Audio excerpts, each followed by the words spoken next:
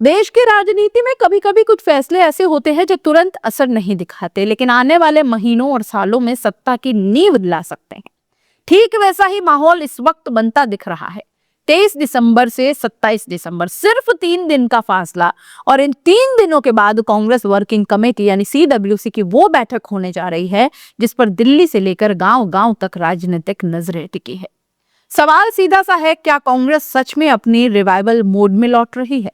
क्या राहुल गांधी के हाथ ऐसे मुद्दे लग गए हैं जिनसे नरेंद्र मोदी सरकार को 2025 और 26 में भारी राजनीतिक कीमत चुकानी पड़ सकती है?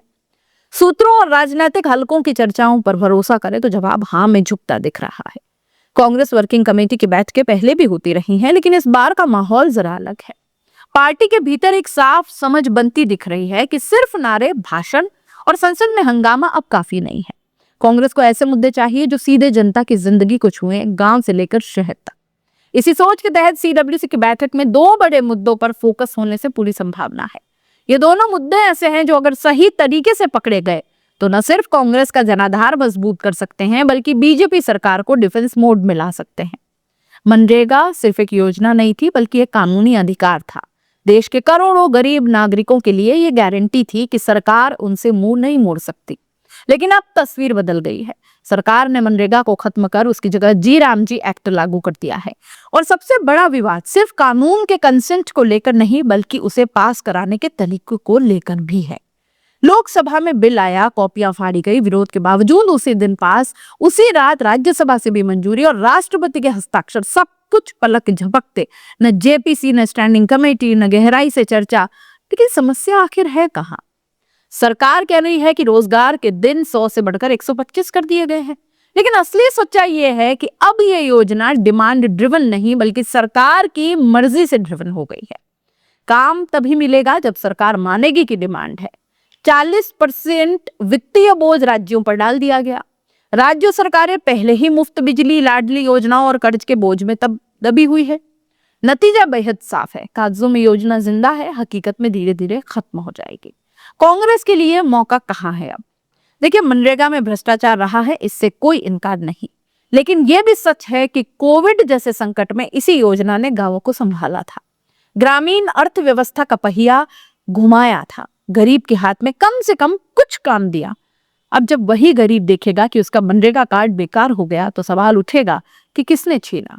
अगर कांग्रेस इस मुद्दे को आंदोलन का रूप देती है तो यह आंदोलन गांव से शुरू होकर संसद तक पहुंचेगा, ठीक वैसे ही जैसे कृषि कानूनों के खिलाफ हुआ। और अगर सरकार को 1 इंच भी पीछे हटना पड़ा तो कांग्रेस को राजनीतिक माइलेज अपने आप मिल जाएगा। दूसरा मुद्दा और भी दिलचस्प है, अरावली पर्वतमाला। कुछ हफ्ते पहले ये मुद्दा सोशल मीडिया के सीमित दायरे में था, लेकिन अचानक ये एक बड़ा कैंपेन बन गया है। सोनिया गांधी का द हिंदू में लेख, अशोक गहलोत की सक्रियता, राजस्थान और हरियाणा में सोशल मीडिया पर बाढ़, सरकार को मजबूरन पर्यावरण मंत्री से बयान दिलवाना पड़ा। अरावली इतना बड़ा मुद्दा क्यों बन गया? क्योंकि आज पर्यावरण कोई थ्योरी नहीं, रोजमर्रा की सजा है।